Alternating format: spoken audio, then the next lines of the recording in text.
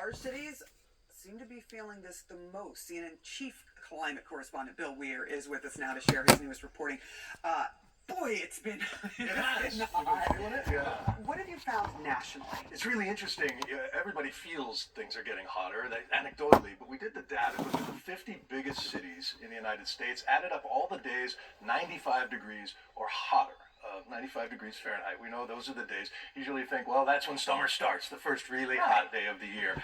We're getting a lot more of them. We're getting a lot sooner, earlier. Check this out. Back in '76, there were just over 1,000 days over 95 degrees in the 50 biggest cities. We have added another 800 days to that list over time, as you can see that bar graph trending up here. But here's how the graphics, here's how summers are getting longer. They're starting about 10 days earlier. You can get that first scorching hot day in mid-June now instead of late June. It can last all the way till mid-September these days, so summer's lengthening. This is nationally, though, for the biggest city. Okay, you said 1,000 plus 800 now, so almost double. Exactly. Wow. Exactly. All right. There are specific, though, cities that are really feeling it the worst. Exactly, and we look at cities because it's the urban heat island. It's all that heat bouncing off concrete, streets, buildings, and those sorts of things, which can make them 20 degrees hotter. But you look at the cities in the desert Southwest, the ones that are really feeling it are in Nevada, Texas. Look at Las Vegas. Now, 83 days above 95 degrees. That's an extra 17 and a half over the average from the past there. San Antonio, Texas. This is crazy. In 1976, they experienced 1 week of extreme heat. By last year, it was 13 weeks, an increase of 1,200% there. Nashville has also jumped up. Jacksonville, Florida. Atlanta is now getting 14 days, 2 weeks above 95 degrees. The other in the top 10, D.C., Baltimore. We've seen a lot of heat there this summer. Charlotte and even Albuquerque out there. And then if you look at the number of days 95 degrees and hotter, how it's jumped. Boy, Arizona is really feeling it. You saw a piece from a couple weeks ago how they're now carrying body bags full of ice in every ambulance in Phoenix.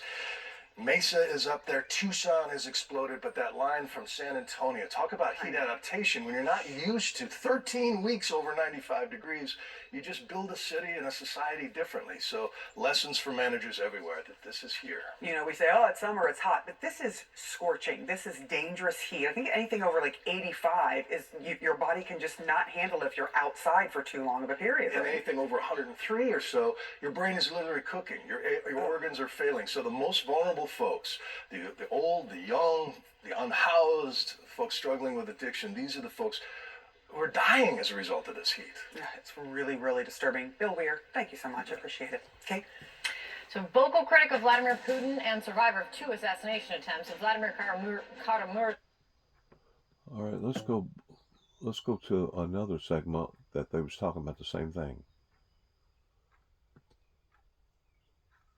Thursday with President Joe Biden. It's going to be their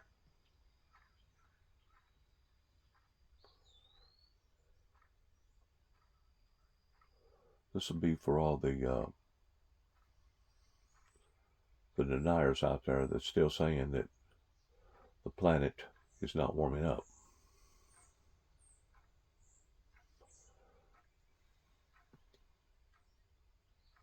The day after the big wildfires that people described as a furnace, and heroic efforts by a lot of the volunteers and the firefighters that have been trying to battle this blaze for almost 3 days. A fire that started 40 kilometers away from where we are, spread through, what some people said, in the blink of an eye, came into the suburbs. We're 11 miles out of Athens.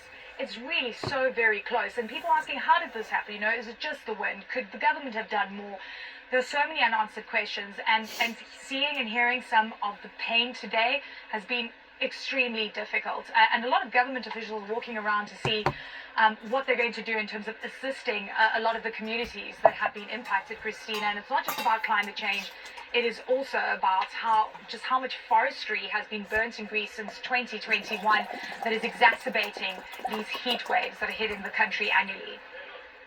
Yeah, and we expect this now, sadly, to happen with a regular occurrence, but more so in the rural areas where there is more forestry, where these fires, we've seen them so often before, but less so this close to the capital of Greece. You talk about the government there. I mean, what has the reaction been from the residents as to whether or not the government did move quickly enough to alert people to the fact that this was such a fast-moving fire. I don't know what happened. Yeah. I think unfortunately, Eleni we lost connection there with Eleni, but as you can see, devastating scenes. They're just outside of Athens. Now, still to come, Vladimir Putin is vowing revenge following Ukraine's surprise cross-border offensive. Ahead, what the Russian president is saying and what's happening on the ground right now. And Kim Jong-un meets with victims of North Korea's devastating floods. But why is he refusing help from Russia and China? That's all ahead.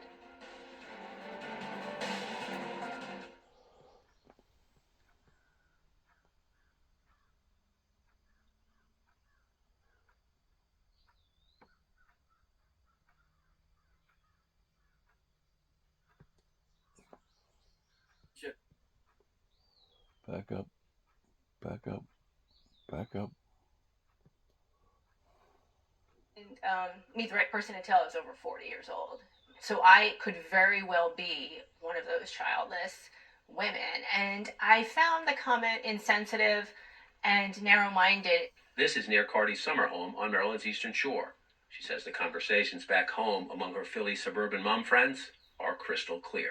Definitely I have more friends saying that they're leaning towards Harris. But she still has reservations and hopes a Harris-Trump debate helps. Tell me what you did exactly at your last job. And what are your goals for this job if you get the job? And that's what I want to hear from Kamala Harris. Scoring the campaign just like a job interview. In the suburbs, they usually decide who gets hired. John King, CNN, Bala Cynwyd, Pennsylvania.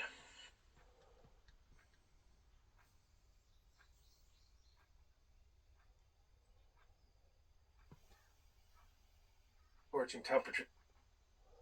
Let's go back.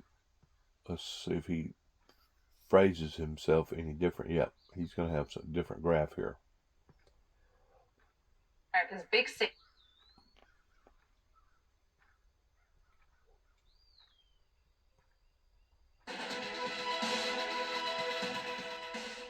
Welcome back. It's a scorching summer in the US, especially if you live in a city like most Americans. But it's not just about this summer, it's a long-term effect. Compared to the 1970s, nearly all of America's big cities now get more days classified as extremely hot. That's over 95 degrees Fahrenheit. Worst cities are desert cities like Phoenix, Arizona, where paramedics now travel with body bags full of ice to treat people suffering from heat exhaustion or heat strokes. CNN Chief Climate Correspondent Bill Weir is with us. Bill, talk us through the findings that you've been looking into on this. Sure, Christina. We really looked at the data, and what you're feeling plays out in the numbers as well. If you take the 50 biggest cities in the United States and count the number of days above 95 Fahrenheit or 35 degrees Celsius, back in the 70s, you had about 1,064 days or so you could count on all of those 50 cities. Last year, it had nearly doubled to 1,857 total days. One reason that things are getting worse is that these hot days are kicking in sooner. If you look at the calendar, what used to start middle of June or late June can now start mid-June as we move on to the next graphic. And then it can last into mid-September. So there's an extra almost a month of hot days built in over this time. But not all cities are equal.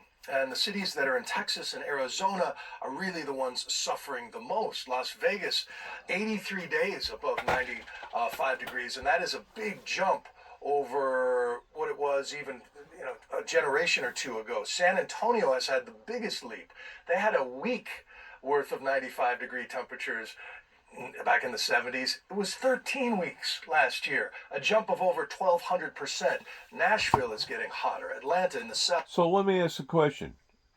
How come these people are still persistent in saying that it's all our imaginations, even though we got facts to prove it? I'm going to tell you why. You got the blind leading the blind. And that is the entity that the Christian society up onto the planet has been fighting now for quite some time regarding these delinquent people that are still in denial about the planet warming up. And I'm talking about people like Donald J. Trump that says it's all our imagination and that we need to drill, baby, drill. I've never seen society that is heading in the direction towards destruction as I have in my lifetime.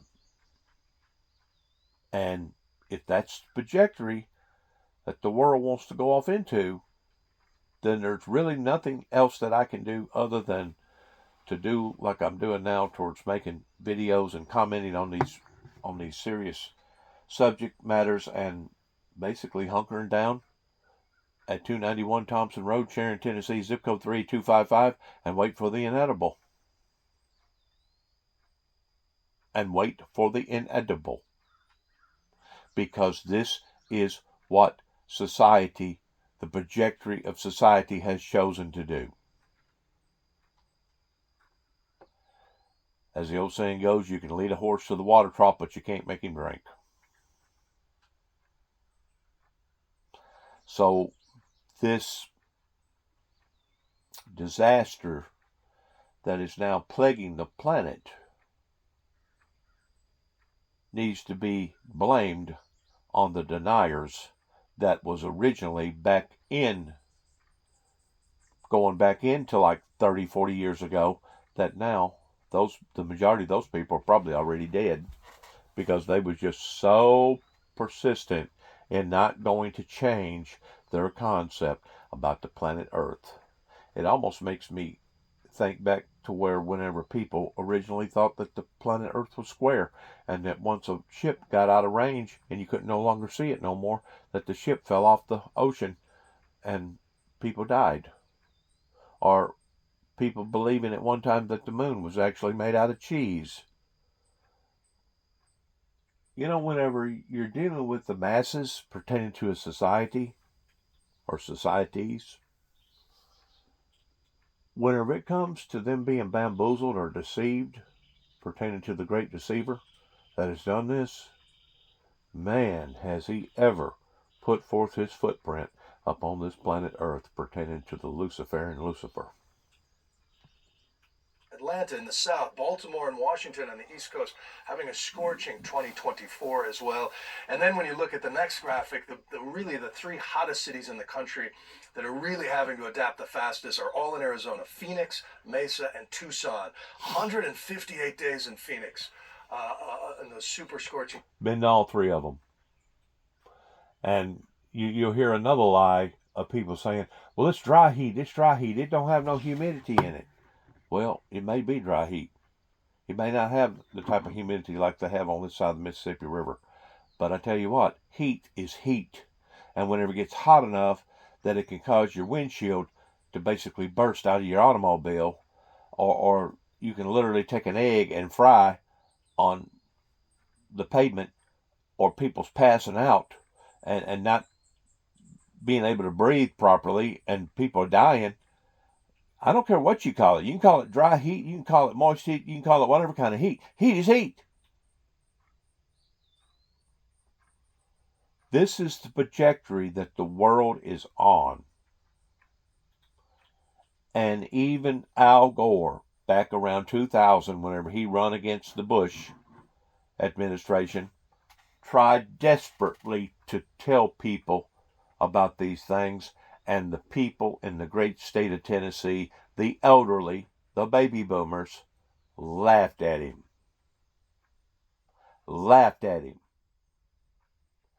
And went beyond just laughing at him, but wouldn't even hold their own man up in the presidency race. So whenever it comes to idiocy, I think the planet, especially those over here in America, have basically been filled full of it. Especially when you have facts. When you have a trajectory of documented facts right in front of you, and you're still going to deny those facts? Wow. Where is your sign? Because a lot of people that has led us down this road that are now dead, some of them are still living, it's going to have a great deal to answer for one day, is all I got to say. Christina, there. So adaptation is really a matter of life and death in these places. Yeah. So how are cities adapting to this massive change? It sounds pretty Well, expensive. you mentioned in Phoenix that all ambulances and fire trucks now carry body bags full of ice. They try to get these heat stroke victims cooled off as fast as possible because of over 103 degrees Fahrenheit.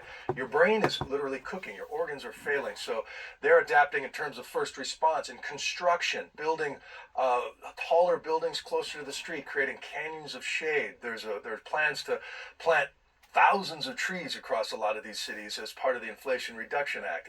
But that takes time, right? To build new cities, to build new infrastructure for these more scorching climates now. And in the meantime, it's just a matter of training first responders, building cooling centers that are open 24 hours in some cases because the temperatures overnight are still really stressful on the human body. But it's happening so fast, these changes, Christina. So city managers, planners have to up the pace to keep up with the rising thermometer. Yeah, it is pretty insane, isn't it? Just over the course of 40 years for it to change that quickly. Bill Weir with us. Thanks very much, Bill. You bet. All right, still to come. Winning an Olympic medal is a massive achievement, but for gymnast Jordan Child... Why is the year 40 years from where we're at today significant? Is because that's whenever scientists started taking notice of significant differences pertaining to, like the Colorado River dropping from an all-time high to last year all-time low, or maybe a year before all-time low. Seeing these radical movements in Mother Nature is now astonishing to a great deal of scientists that some of them are absolutely overwhelmed by.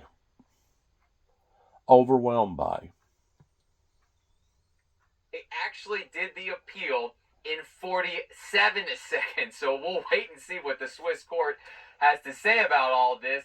Olympic medals, Christina, a lot of the time it's all about seconds, right? You got to finish first in a matter of seconds, but it shouldn't be like this when we're talking about seconds, right? I mean, it seems like certainly it's just a technicality. I know.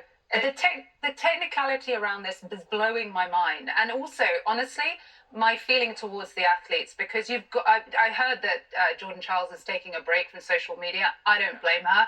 And we're hearing also that, this appeal now could last months, if not years. I mean, how are the athletes themselves doing and responding to this? Well, yeah, you said she's taking the break from social media, and another thing about this, Christina, is Romania never wanted to take a medal away from Jordan Childs. When they sent in this this appeal, they were basically saying Childs should keep her bronze, but Barbosu, she should get a bronze as well. There's actually another gymnast involved in all of this. They thought her score was wrong as well, and that she should probably get a bronze as well. And the IOC, they could have nipped this in the bud, Christina. They could have just looked at all of this and said, you know what, the Paris Games, they were so good. We don't want any stains. Both of these girls deserve a bronze medal, and that's what we're going to do. But instead, they went this route, and now it looks like we're going to just be having appeal after appeal, and it's going to end up with so many people just being unhappy about the entire situation when it was such a great event. And after that highlight of the three of them standing on the podium, Biles and Andrade as well, I mean, it's just tarnishing, isn't it, to that memory? But we will wait and see what the outcome is. Andy, appreciate you breaking it down for us. Thank you.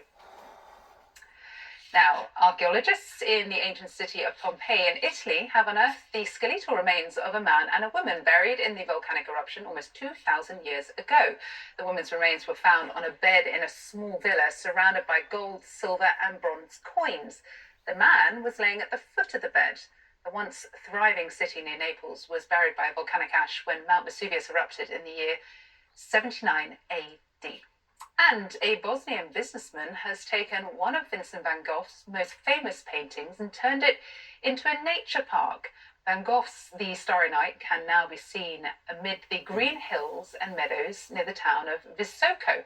The man behind the park says it's an idea he's been working on for 20 years. It stretches 10 hectares, or about 24 acres, and features 130,000 lavender bushes, medicinal and aromatic herbs, and 13 lakes created from existing natural streams. The park will focus on art programs and promoting central Bosnia's cultural heritage. What a lovely idea.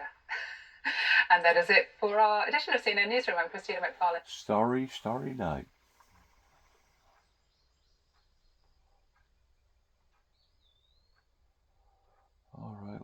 Let's go, go, go, go, go, go.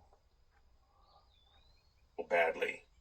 Putin accuses Ukraine of trying to destabilize his country, and he says Russian forces have hit back militarily by deploying their troops to quash the incursion, and they are gaining, he says, significant ground. Well, CNN's Fred Plotkin following the story for us from Berlin. You've been talking to your sources on the ground. Two things here. Russia has suggested a strong response. What might that look like, and when might we see it? Well, the Ukrainians are expecting at any time, and quite frankly, I think a lot of people in Ukraine, and certainly some of the sources that we've been speaking to, Becky, they're surprised that there hasn't been much more of a tough response from the Russians coming already. Essentially, what the Ukrainians are bracing for is some sort of gargantuan missile attack and rocket attack coming from the Russians. They believe that the Russians already got a nuclear silo over on fire. Then target government. Unbelievable.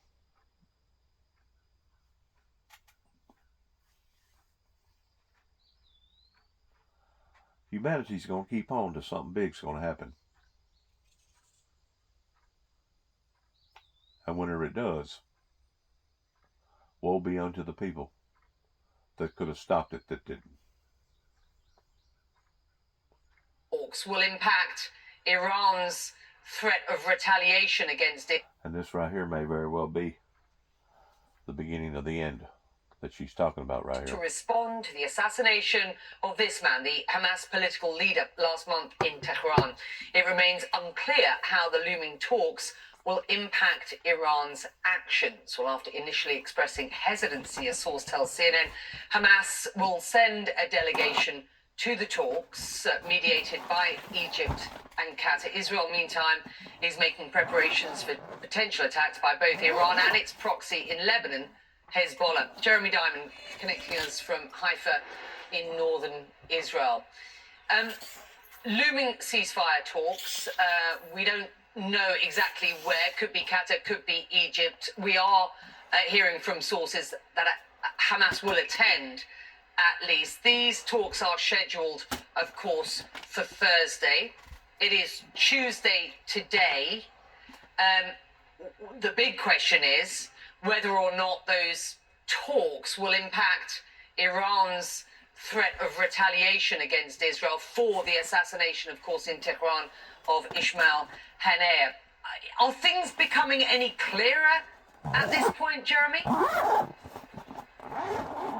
Well, I think the next 48 hours are certainly going to give us a sense of whether we are headed for a potential regional war or some kind of escalation in the region, or if perhaps we're headed for ceasefire talks that could potentially see a breakthrough between Israel and Hamas after months and months of negotiations. We know that those talks are scheduled for Thursday, but if an Iranian attack, perhaps one accompanied by strikes by Hezbollah as well, comes before that date, then the very notion of those talks actually happening on Thursday could effectively be upended. In particular, if these strikes are significant enough that it escalates the situation even further, rather than something symbolic from Iran meant to respond but avoid further regional escalation. And it remains really unclear at this time exactly what that Iranian response will be, although it does appear that Iran is determined to carry out its military response. The Iranian Foreign Ministry this morning effectively rejecting calls from several European countries, of which a couple of whom spoke directly with the Iranian president yesterday for de-escalation. These calls for restraint that these European countries have been making to allow room for this diplomacy, for these ceasefire talks to take place on Thursday, rather than responding. The spokesman for Iran's foreign ministry saying that Iran is, quote, firm and resolute in defending its sovereignty and won't ask for permission from anyone to enforce that sovereignty, effectively hinting at a likely military response. Now, we know that both the U.S. and Israel seem to believe that that Iranian response is imminent, but we don't know the exact timing of that and whether it will come before those talks on Thursday. That, of course, will be critical to seeing whether those talks actually happen and whether then there can be some space for diplomacy or not.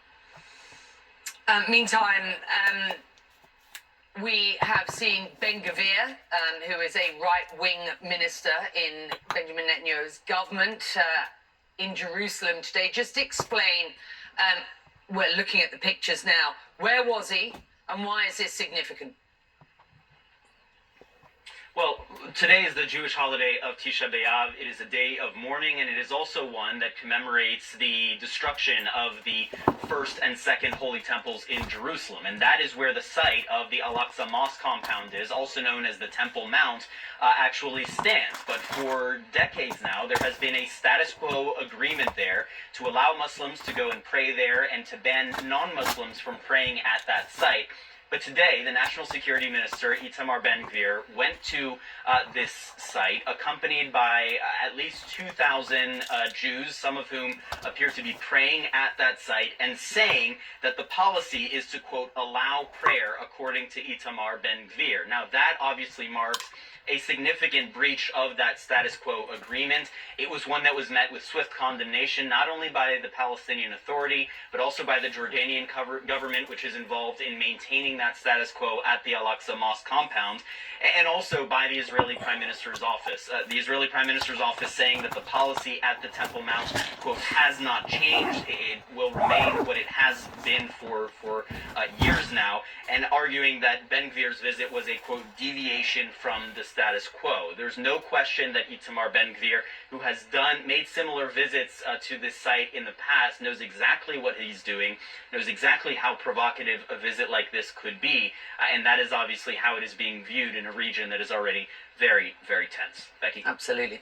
Jeremy, thank you. And you can follow developments on the region in our Meanwhile in the Middle East newsletter. There is extensive coverage of the Israel-Hamas war ahead of the looming ceasefire talks and Iran's vow to retaliate against Israel. You can access the newsletter and sign up by scanning the QR code on the bottom of your screen there. Just give you a second or so to do that. Rife with insults and false claims, Donald Trump sat down.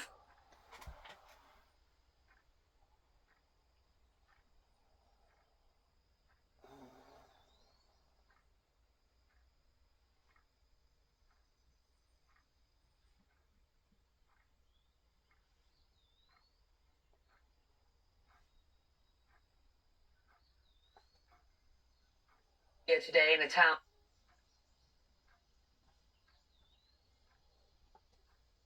Is fast-moving wildfire near Athens in Greece, but amid new evacuation orders earlier today, fire crews say they are now focusing efforts on hotspots that stemmed from the bigger main fire on Sunday. The blaze totally engulfed this neighborhood near Athens, and at least one person has died. This is video shot earlier today in a town 20 minutes outside Athens. So far, more than 40,000 hectares have been destroyed, and that has destroyed homes and businesses. More than 700 firefighters have been working non-stop to put out the flames. So let's get you to CNN's Eleni Giokos, who is there in Greece, near Athens. And how is the situation, Eleni, where you are now?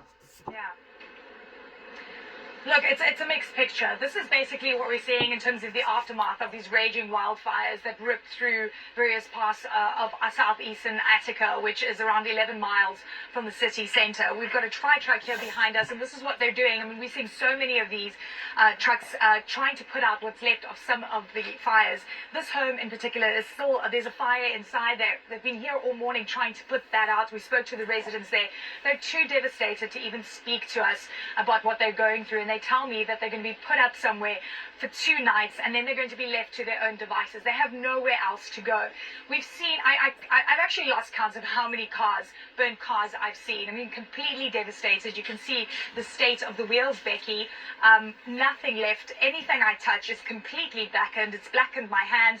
My face is full of soot, and it just goes to show just how bad the air quality is right now. Now, you mentioned a woman has lost her life. This is the site. This is the building, Becky, where they found her. It was an events company, and she, for some reason, went to work. Some people evacuated, listened to the evacuations orders, and she was then found in the bathroom, which is so devastating. Spoke to some of her co-workers, and they said that she'd been working at this business for 20 years. She was a foreigner. She came here to send money back home, and she had every intention to go back to her home country at the end of the year. The pain, the devastation. I mean, honestly, I've been covering these fires, Becky, for the past few years, and every year I just feel how intense this is for people that are facing these fires head on, and they're wondering how a fire that started 40 kilometers away was able to rip through into the suburbs of Athens, and that's what makes this fire this year particularly important. Eleni Giokos is on the ground. Eleni, thank you. Well, summers are getting hotter and longer. That is according to new data. The 50 most populated US cities have gotten hotter. Las Vegas came out on top with 83 days, including every day in July, being above 95 degrees Fahrenheit or 35 degrees Celsius, peaking at 120 degrees Fahrenheit or 49 degrees Celsius. There's also been an extreme jump in the number of hot days, going from an average of 21 days to 37. CNN's chief climate correspondent, Bill Weir, joining me now. You've had a look at this data. Out of the top 10 cities experiencing the most heat, many were in Texas. Why is that? Well, it's regional in some cases. I mean, as the planet heats up, some places get hotter faster than others. It's the built environment. It's the urban heat island effect in these big cities. It's making it worse by adding more concrete for that heat to bounce around there as well. But yes, 7 of the 10 top ones that are getting hotter faster are in Texas. A lot are in Arizona. But let me break it down here. We got a bunch of interesting charts where, Becky, we really took, we added up those days above 95 degrees Fahrenheit, 35 degrees Celsius, from the top 50 biggest cities in the country. And you can see that the length of time the summer is getting longer. Now those scorching hot days are happening in mid-June, where it used to be later in June. They're lasting until... I'm going to stop right there. You know, they talk about the cosmetics of this problem pertaining to what humanity is doing regarding all the buildings, the concrete, the activities of humans down here on the planet. The carbon dioxide gas is going up into the upper atmosphere towards destroying the ozone, and et cetera, et cetera, et cetera. And those things should all be addressed. They really should. But I still believe, and I will always believe, that the fossil fuels that we are removing from the ground, the precious resources, was put there for a friction reducer as well as a shield preventing the heat from the center of the earth escaping to the outside of the earth. Now, you don't have to be too intelligent to understand what has been feeding that big ball of fire in the center of the earth. Well, it had to do with pressure, it had to do with friction, and it also had to do with oil. And as the planet is basically starving the ball of fire in the center of the earth, what you're seeing now is that ball of fire is becoming a radical. We can't see it, but as it's originally was supposed to have been right there. But now, since the oil is being detracted or extracted, whichever word you want to use, now it's having to go out further of the perimeter of its original circle. As it's doing that, it's also bouncing. It's hitting over in this area that hovers into this area, and this area may be South Asia, it may be Africa, it may be the United States, and then it bounce back around, hit over here, here, boom, boom, boom, boom, just like a ball bouncing around. What we are doing, we are bringing self-destruction to ourselves, because if you go over into the ring of fire, you'll see where those areas below the ocean are only intensifying, as well as underwater volcanic activity. Now, let's do this for a second. Let's picture this ball right here that they're talking about it being the Earth. Let's say that's a balloon. and in the balloon is air, hypothetically speaking. As you're draining the air from the balloon, what's going to happen to the balloon? The balloon is going to shrink. It's going to become smaller. As the Earth becomes smaller, it goes through these titanic plates that are moving and shifting around that used to have oil there that eliminated the friction, but now the oil's gone. Now, whenever the titanic plate shifts, it doesn't just shift a little bit, it shifts all at once, creating a massive earthquake. Now, they talked a while ago about Texas being one of the worst places in the United States. That's just the United States that they're talking about there. But if you analyze what state has been the number one state toward draining oil, precious resources from the earth, Texas. Texas has been the number one, and I guess the second number one would either be North Dakota or maybe even Oklahoma. But if you'll get to looking at those areas and go to the other side of the world, go down towards South America, down where they're draining resources down there pretty close to the Ring of Fire, you'll see the things that I'm talking about right here are true. Now, what led me to believe in this theory that I'm talking about? Edgar Cayce. That was just a few miles from here, where I live in Northwest Tennessee, up in Hopkinsville, Kentucky, that actually explained his theory towards the reversal of the poles, thinking that the ball of fire originally that was going in this direction one day will actually turn and go in this direction. According to Edgar Cayce, if that happens, it will cause havoc all over the planet whenever that occurs, to the point of possibly waking up one morning and instead of the sun coming up in the east, it would actually come up in the west. Do you realize how dramatic that would be to the planet if that was to occur? I don't even think some of the wildest imaginations out there can begin to fathom how dramatic that would be. That would almost be like waking up and seeing two moons in the sky at night, or two suns during the day. Go back to the Bible. It was already predicted what humanity was going to do to this great big ball that we call home, that we call planet Earth. And that's the reason why it says intensely over in the book of Revelations that God himself will come back and he will destroy those who are destroying the planet, indicating that if it was not a possibility for the human race to destroy the planet, why would it ever have been in the book of Revelations to begin with towards the prophecies? So God actually has already foreseen where we are right now today, and he's already foreseen where we're going to be tomorrow and the day after tomorrow and even 50 years from tomorrow. We are on a trajectory of doom and gloom out of greed and selfishness and people not paying close enough attention to what the heck's going on. I figured out this summer here in Northwest Tennessee, we've had extensive rainfall, which has been a blessing from God. A blessing that we've had this type of rainfall.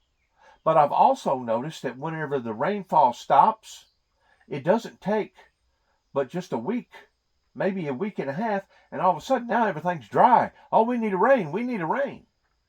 Well, why is it drying up so quick after you get through going through a season of so much rain? I even heard a commentator on WPSD Channel 6 News, I think it was 2 years ago, talking about the Mississippi River getting out of its banks.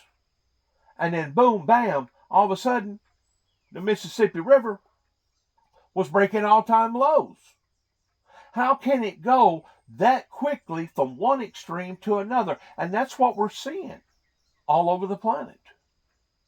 Because humanity has taken the ecosystem and we have displaced it with that ball of fire.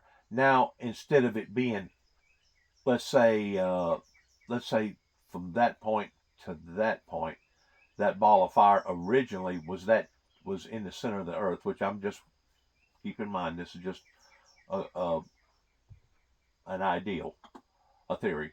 Well, now that ball of fire has to go all the way out to here. Okay? Because it's searching for that oil. That oil is its life source that kept it alive for thousands and millions of years. Well, as it's doing that, as the balloon is shrinking, the fire and the heat is exposing out to the outer layers of the earth. We're destroying ourselves because of greed and stupidity. This is one of the main reasons why that I say, as far as I'm concerned, all oil producing manufacturing companies need to go to jail. Not just on account of what they have done in the past few years as far as raising the oil markets to the point of driving societies off into a state of inflation, but continually doing this knowing that what they're doing is damaging our survival. They need to go to jail for this. Because in the late 70s, here in America, during Mr. Carter's administration, presidential administration, scientists figured out that what we're doing is unnatural to the planet. And they went to the White House and they explained to the White House, these are the repercussions that's going to occur if we continue to do what we're doing. And the White House said, well, get back with us whenever these occurrences start to happen. It's not like a light switch. You can't just flip a switch and all of a sudden you're going to reverse the damages that humanity is doing to the planet. It took a period of years to get this thing out of focus, all the carbon dioxide going up into the upper loft of the atmosphere pertaining to the breaking down of the greenhouse effect. It took years. Do you really think that you can flip a switch and all of a sudden it's just going to change? We are doing this to ourselves. Why have we done this to ourselves? Because the great Satan, Lucifer, over in Saudi Arabia, the one that masterminded 9/11 and the one that cut up that journalist and put him in suitcases, deceived the world. Now, once more, let's go back to the Bible. What does the Bible say that's going to happen after the opening of the seals, after the trumpets, after this takes place? It says that Satan will be put into a prison. The Luciferian Lucifer will be put into a supernatural prison for 1,000 years, during which time that God pronounces his message all over to the outer edges of the earth, preaching to those that would not accept his divine message. But it also says, going off from the physical world to the spiritual world, and this is where a lot of preachers and theologians has missed it at, that in that 1,000 years, it says that Lucifer will be loosed once again to Gog and Magog. In the period of that, it expresses in the book of Revelations that Satan will go forth to deceive the nations once more again. You cannot deceive the nations once more again unless those nations has been deceived the first time. That's the era that we're in right now. We're in the era where people have been deceived out of greed or stupidity or whatever. And if we don't change our trajectory that we're on, it's evident that God will come back and he will destroy those who are destroying the planet. It's evident that Lucifer, the false prophet, the Antichrist, will in fact be released from its prison temporarily to go and deceive those again into Gog and Magog. And whenever this happens, according to the Bible, the New Jerusalem fire come down and consume them that followed after this demonic figure again. That is the second death. The second death is the death where you will basically be separated from God for eternity, and that will be your hell, because the reality of what we're in right now will be a completely different reality for them people.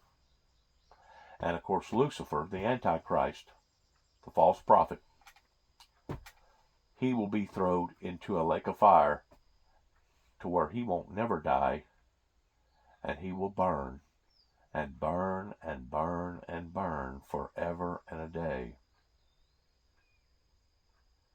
which will be forever. I had the analogy of somebody explaining to me, what is forever? What does eternity mean? And they used an expression of a little dove, that if this dove come to the planet Earth and picked up one grain of sand, and it took that grain of sand, it took him a year to get to the moon, and it took him a year to get back to the moon, how long would it take that dove on that particular trajectory of taking the whole planet Earth and transferring every grain of sand on Earth over to the moon? Now you're beginning to understand what the word eternity, forever, means. It would take that dove a year to get to the moon, a year to get back, a year to get to the moon, a year to get back. It would take that dove forever to transfer every grain of sand from this planet Earth and place it on the moon. A lot of people's little finite minds can't even begin to fathom that. Just like a lot of people's little finite minds can't fathom that the sun is actually 1,000 times bigger than the planet Earth, or maybe 10,000 bigger than the planet Earth. Our little finite minds can't really and truly wrap our heads around stuff like that, unless you've studied it, unless you've understood it, unless you've really, really cram to understand these things. Now, people like me, and people like Al Gore, and others out there that are now starting to blow the whistles in regards towards what we're doing on planet Earth, they're seeing the same things. They're feeling the same things. They're seeing the same things. Now we have charts to prove that these are not just ideologies of some sort or mythologies, but these are actual proofs. But yet now you still have people like Donald J. Trump that wants to argue the facts. Does that not show people's ignorance whenever they're sitting there arguing the facts, seeing the charts in front of them, but they're still in denial about those charts? Sure it is. Once more, it goes back to being deceived, that you cannot deceive the world again into Gog and Magog unless you have been deceived the first time. That's where we're at. That's where we're at. And people such as myself are speaking out, and because we're speaking out, we're being degraded, we're being dehumanized, we're being demonized, we're being laughed at, we're being mocked at. In the meantime, while we're sitting and watching not just our great nation, but our great planet come to an end. This has to be, in my lifespan at 63 years old, one of the most horrifying, and I do mean horrifying, things to understand and to accept of why has it taken this long. Remember now, there was scientists that went to the White House in the late 70s and told Jimmy Carter then where we are now. And those people then said, get back with us whenever it actually starts to occur. How idiotic can that be? How idiotic can it be now, presently, whenever we still are scratching our heads, wondering if this is really the reality that we're living in? Even though whenever you can see the charts in front of you that tells you what that reality is. There's no other explanation other than greed, selfishness, a supernatural entity that has convinced these humans down here that the things that they're looking at is not so. I just pray to God that my testimony one day, if the world lasts that long, will get out to people, and people will start to acknowledge, well, this individual knowed what he was talking about. Just like people like Al Gore. This individual was actually trying to help humanity and not hurt humanity. Good luck to all of us. And God bless America, and God bless our troops, and God bless our endeavors towards where we go from this moment on. Because it's pretty obvious the trajectory that we're on is only going to drastically get worse and worse and worser. Thank you for listening. God bless. Heaven help us all. And shalom.